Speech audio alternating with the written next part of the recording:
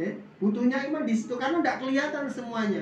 Coba kalau jenengan duduk-duduk sini, berulang-ulang saya sebutkan duduk-duduk di sini itu ya, selalu pulang itu bawa sesuatu, contoh uang cash 5 juta, kira-kira semangat enggak?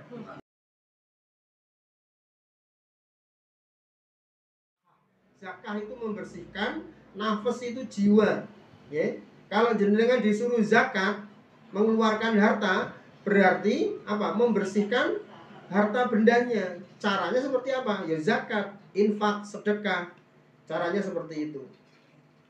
Nah, bab pertama yang kita akan pelajari adalah perihal ikhlas, yaitu syarat diterimanya amal. Nah, maka bismillah Bapak Ibu, semoga yang menjadi amal kita semuanya tidak sia-sia. Takutnya nanti ketika di yaumul hisab dihitung amalan kita di sana kaget, loh, ya Allah, bukankah dulu ketika di dunia saya juga sholat, saya juga puasa, saya juga beramal soleh, saya juga bersedekah. Kemana semua pahala yang engkau janjikan itu ya Allah? Kok tidak ada sekarang, tidak nampak. Nah, ternyata bisa jadi ternyata gugur hilang, habis karena kita tidak ikhlas. Nah, maka ikhlas adalah artinya memurnikan tujuan bertakarub kepada Allah. Bertakarub itu apa? Mendekat kepada Allah. Dari apa? Dari hal-hal yang mengotorinya. Apa yang mengotori? Ketika kita bertakarub, kita ingin mendekat. Jadi memurnikan tujuan bertakarub itu adalah peribadahan kita. Itu sebenarnya satu-satunya tujuan itu adalah Allah. Nah, ibadah kadang kita maknai cuman sholat tok, cuman puasa tok. Nah, ternyata baik dengan istri, baik dengan suami itu juga merupakan ibadah. Maka seringnya ini kesalahan kita ya yang kita alami selama berkeluarga. Ketika contoh kita berbuat baik sama istri, wis pengen ngapiki lah, pokoknya wis dipenake bojone. Lah ngerti-ngerti bojone iki wangsulane sesuk iki ra penak, Pak. Cek koyok-koyok kurang. Ciri-ciri wanita itu kan memang ya, kenapa wanita itu yang paling banyak disebutkan masuk neraka itu karena apa? Bukan karena dosa besar. Karena apa? Karena ingkar dengan pemberian suami. Kita baik selama mungkin bertahun-tahun, tapi satu kali saja kita salah, cacat, kurang, ndak ngasih, akhirnya sampean iki ra tau menehi aku, sampean ora tau nyenengke aku. Akhirnya apa? Ya ndak boleh, Pak.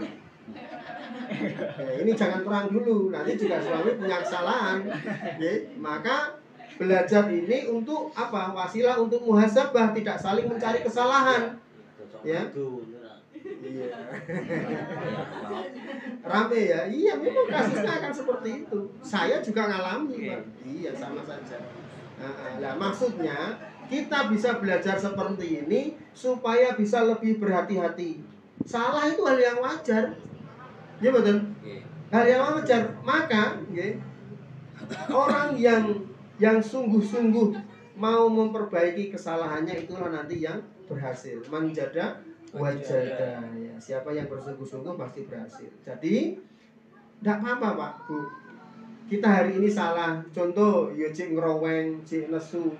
Ya wes berarti jane ra oleh. Hari ini mungkin kita masih mengeluh, tapi kemudian hari besok kita harus punya sikap yang berbeda. Nah, itulah namanya sungguh-sungguh pengen memperbaiki. Ya.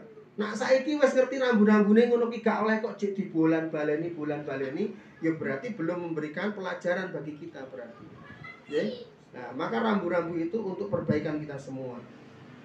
Itu Nah, itu namanya ibadah. Ternyata hal yang paling kecil itu adalah terdiri dari rumah tangga. Bahwa kita baik dengan istri, kita baik dengan suami itu secara hakikat itu sama saja beribadah kepada Allah sebenarnya. Pengen baik karo Allah, pengen berbuat baik karena Allah. Maka biasa saja kalau ketika kita seorang suami atau istri apik karo bojone, wangsulane ora apik. Nggih. Wangsulane ora apik. Kita tidak akan mudah kecewa, Pak. Kita tidak akan mudah marah, baper, gitu. Karena apa? Tahu bahwa hakikatnya, oh, aku ki melayani bojoku karena Allah. Ya. Karena apa? Bernilai ibadah itu tadi. Ya. Itu. Nah, saya juga seorang istri juga seperti itu, sama saja. Ya. Nah, maka ketika wangsulane atau balasannya dari suami istri ini tidak sesuai yang kita harapkan, akhirnya kita plong, ora ono masalah. Kowe pak api, pak elek mangsul ini ora ono masalah kanggo aku. Karena tujuan kita ternyata hanya bertakarub kepada Allah. Ya.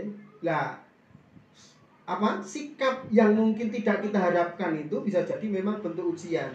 Kita masih mau baik enggak dengan suami kita masih mau baik enggak dengan istri kita, atau anak-anak kita, atau tetangga kita. Nah, nanti melebarnya ke situ. Ya. Maka arti lainnya adalah menjadikan Allah, ya, sebagai satu-satunya tujuan dalam segala bentuk ketaatan. Nah, segala bentuk ketaatan itu yaitu nggak cuma ibadah, sholat, puasa, zakat, enggak. Ternyata berbuat baik sesama manusia, menolong itu tujuannya kalau kita murnikan memang semuanya karena Allah. Karena tidak ada satu hal pun sebenarnya dalam seluruh kehidupan kita, kalau kita paham, kita tahu, semuanya bernilai ibadah, Pak. Semuanya. Jadi tidak ada yang gratis memang. Allah akan balas. Atau mengabaikan pandangan makhluk dengan cara selalu berkonsentrasi kepada yang Maha Khalik. Ya. Mengabaikan pandangan makhluk itu maksudnya apa? Ya dari segala pujiannya. Ya. Nah, nanti syarat-syarat ikhlas itu ada 4. Ya. Nah, ikhlas adalah syarat diterimanya amal soleh yang dilaksanakan sesuai dengan sunnah Rasulullah. Telah memerintahkan kita untuk itu dalam firman-Nya. Allah berfirman di surat Al-Bayyinah di ayat 5, "Wa ma umiru illa liya'budullaha mukhlishina lahuddin hunafa'a." Dan mereka tidak disuruh kecuali supaya beribadah kepada Allah saja dengan memurnikan agama kepadanya lagi bersikap lurus. Maka dari Abu Umamah meriwayatkan, ini contoh ya. Meriwayatkan ada seseorang yang telah menemui Rasulullah dan bertanya, "Bagaimana pendapatmu ya Rasulullah tentang seseorang yang berperang untuk mendapatkan upah dan pujian?" Rasulullah ditanya apa? "Bagaimana pendapatmu Rasulullah tentang orang yang berperang?" Karena di zaman Rasulullah kan banyak perperangan. Nah, ternyata di dalam perperangan itu sebenarnya kita itu nanti kalau menang, kaum muslimin kalau menang itu mendapatkan 2 hal ini, Pak. Itu otomatis.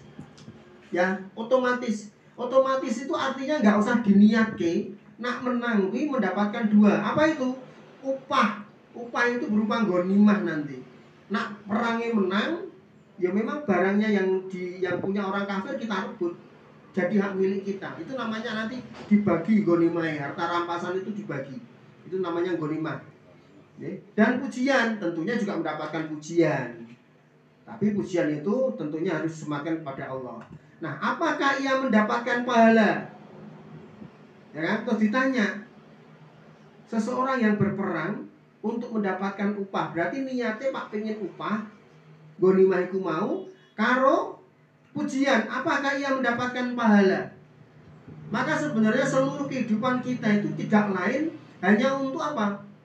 Jane yo nuru pahala kuwi mau, Pak. Seluruh kehidupan kita hari ini duduk, ya toh, di sini semua itu dalam rangka apa? Ya meraih pahala sebenarnya. Cuman krono emang rupane ra ketara, nggih mboten. Awake dhewe memang semangatnya kurang. Jadi wajar sekali orang sulit untuk istiqomah itu memang tidak Allah tampakkan. Maka butuhnya iman kan di situ. Ya, butuhnya iman di situ karena tidak kelihatan semuanya. Coba kalau jenengan duduk-duduk sini, berulang-ulang saya sebutkan duduk-duduk di sini itu ya selalu pulang itu bawa sesuatu, contoh uang cash 5 juta, kira-kira semangat enggak? Semangat enggak berangkat ke sini? Semangat. Iya. Iya, karena apa? Terwujud. Terwujud. Gitu loh. Nah ini, karena memang tidak terwujud, maka orang-orang yang punya iman lah yang mampu hadir di sini. Yang mampu nanti istiqomah hadir di sini. Nah, kembali. Lalu Rasulullah ketika ditanya seperti itu menjawab, ia tidak mendapatkan apa-apa. Orang tadi mengulangi pertanyaannya sampai 3 kali, dan Rasulullah pun menjawab ia tetap tidak mendapatkan apa-apa. Lalu Rasulullah bersabda, sesungguhnya Allah tidak menerima suatu amal kecuali jika dikerjakan murni karenanya, karena Allah dan mengharap wajahnya.